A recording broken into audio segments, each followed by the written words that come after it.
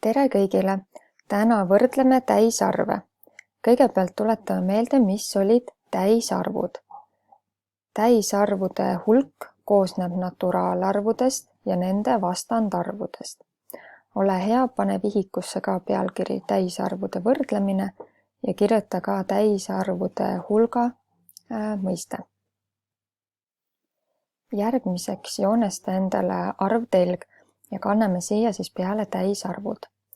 Kuna täisarvude hulk koosneb naturaalarvudest, siis kõigepealt märgi oma arvteljele 0 ja naturaalarvud asuvad siis kõik nullist paremal pool, ehk nad on kõik nullist suuremad. Nii et kirjuta siia nii palju naturaalarve, kui sul mahub. Kui sa oled naturaalarvud ära kirjutanud, siis nullist vasakule poole jäävad siis nullist kõik väiksemad arvud ja need saame nii, kui me naturaalarvule leiame vastandarvu. 1 vastandarv oli -1, 2 vastandarv -2, 3 vastandarv -3 ja nii edasi. Märgi ära nii palju naturaalarvude vastandarve nullist vasakule, kui sinu joonisele mahub. Vaatame sinu arvteljel arve 5 ja -5.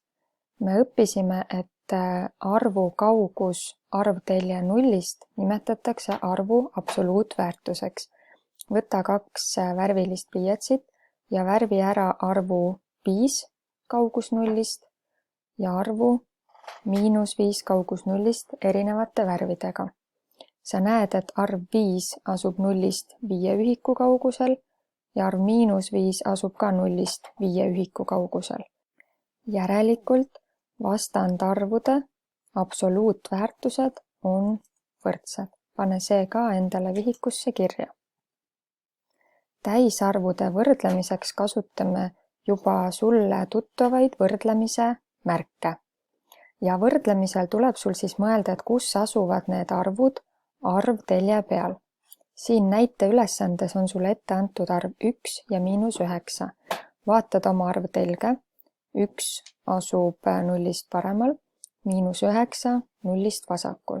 Alati on arvteljel nii, et arv, mis asub teisest arvust paremal pool, on suurem, ehk sellisel juhul on suurem 1 ja valime õige märgi. Järgmine valik on meil -7 ja 10. Nii, nüüd sul tuleb mõelda, et kumb asub arvtelje peal teisest paremal pool.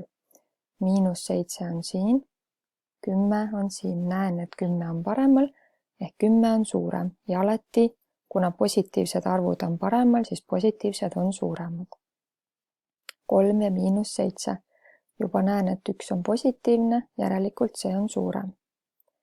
Nüüd on meil 2 negatiivset, -7 ja -2. Vaata oma arvtelge. Kumb asub arvteljel teisest paremal pool? Näen, et -2 on paremal pool -7, järelikult -2 on suurem.